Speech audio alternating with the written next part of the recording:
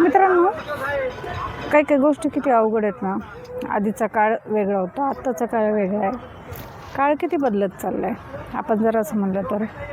पण हा काळ बदलायला जास्त काळ पण नाही लागलेला, कारण पहिला काळ होता तो खूप निरंतर चालत होता आणि आत्ताचा काळ बदलला आहे तो खूप फास्ट बदलला आहे. असं वाटत नाही आहे का की आधीच्या लोकांची जिम्मेदारी वेगळी होती, आत्ताची मुलं तेवढे कॅपेबल नाही राहिलेले जिम्मेदारी करायला. त्यांच्या लाईफमधले प्रॉब्लेम्स वेगळे झालेत. आधीचे जे लोक होते त्यांच्या लाईफमधले प्रॉब्लेम वेगळे होते. परिवार, मुलांचं संगोपन, शाळा वगैरे ह्या गोष्टी होत्या.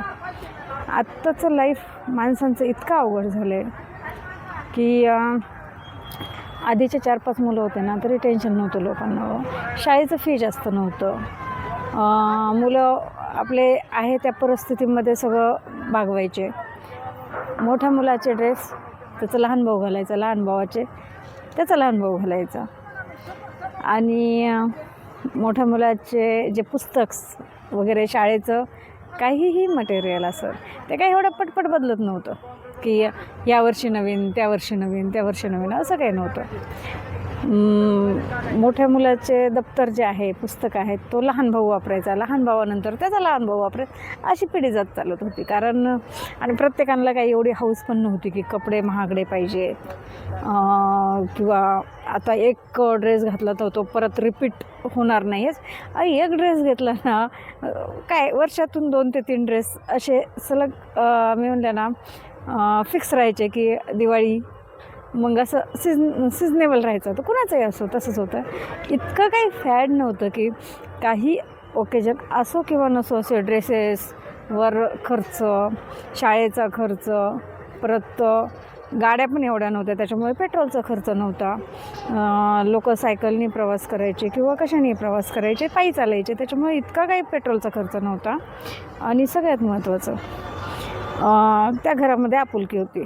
छोटे छोटे जरी घर असलेल तरी त्या घरामध्ये आपुलकी खूप होते. भाऊ भावाचा विचार करायचा, फॅमिलीचा विचार करायचा आणि ती फॅमिलीमधलं प्रेम वेगळं होतं. ते आता मिस होतं आहे असं वाटतंय ना. खूप काही गोष्टी अशा आपण मिस करत चाललो. खूप गोष्टी ह्या आपण प्रत्येकजण प्रॅक्टिकल जास्त व्हायला लागलं आहे. इमोशनली राहत नाही आहे कोणी आता सध्या. म्हणजे लाईफमधून कोणी गेलं वगैरे तरी ते थोड्या काळापर्यंत असं वाटते. पण आजकालची तरुण पिढी जी जास्त इमोशनल नाही आहे, याच्यामागचे कारणं काय आहेत? आपण त्यांना म्हणजे शिक्षणाला जास्त प्रोत्साहन देतो आहे त्याच्यामुळे झालं आहे का? आपण त्यांना जास्त काही पॅरेंट्स बघा आपल्या मुलांना जास्त लांब लांबपर्यंत पाठवतात की शिक्षणासाठी हा फॉरेनला गेला, इकडे गेला, तिकडे गेला. पण ह्याच्यामध्येच प्रेम मिस होत चाललं आहे ना. आईवडिलांविषयीचं प्रेम मिस होत चाललं आहे.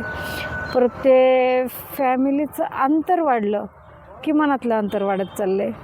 आणि ह्या गोष्टी कुठे थांबणार आहेत का नाही? आता तर थांबणं शक्य नाही आहे. ह्या गोष्टी वाढत चालल्यात आणि वाढत चालल्यामुळं काय चाललं आहे माहिती आहे का? माणसातलं माणूस पण नाही राहिलेलं.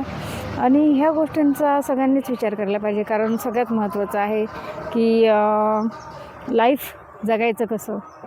ह्या आधीच्या लोकांचं लाईफस्टाईल वेगळं होतं, आत्ताच्या मुलांचं लाईफस्टाईल वेगळं आहे.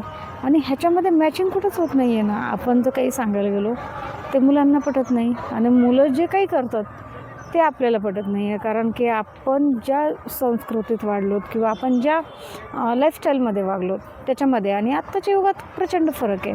आणि आत्ताच्या मुलांना कसं आहे, कुणी रागवत नाही जास्त. कारण काय होतं, 1-2 मुलं आहेत बाबा, आता तर शक्यतो एक मुलगा आहे, तर त्यांना वाटतं नाही ते आपलं एकदम बाळ असं सगळ्यापेक्षा असं छानच राहिलं पाहिजे, त्याला कुणी रागवलं नाही पाहिजे. आणि ते बाळच घरच्यांवर दादागिरी करतं आहे, आईवडिलांवर दादागिरी करत आहे असं वाटतं आहे ना. आधीचे मुलं असे ऐकायचे, आईवडिलांचं ऐकायचे वगैरे, ते आता जास्त दिसून येत नाही आहे. त्यांना लहानपणापासूनच ते प्रॅक्टिकली वागायला लागलेत. आणि आपण म्हणतो ते एक मशीन टाईप व्हायला लागलेत. इमोशनल नाही किंवा काहीच नाही, एक मशिनरी टाईप असते ना तसं आत्ताचं मुलांचं म्हणजे रनिंग काळ चालू आहे.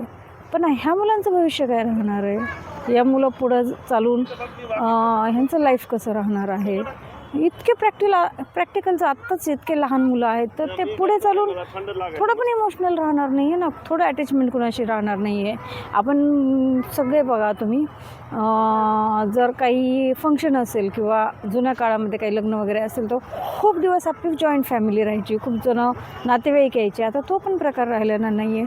म्हणजे असं लोकांचं जे कम्युनिकेशन आहे ते खूप कमी होत चाललेलं आहे. सगळे लोक असे लांब लांब चाललेले आहेत. फक्त फोनाफोनी होते लोकांची आणि जवळजवळ कुणी असेल तरी प्रत्येकजण आपापल्या फोनवर बाहेरच्या जगाशी निगडीत होत चाललं आहे आणि घरातल्या जगाशी हे खूप लांब लांब दुरावत चाललं आहे. तर त्याच्याविषयी तुम्हाला काय वाटतं आहे हे मला नक्की कमेंट्समध्ये सांगायला तो खूप मोठा विषय आहे.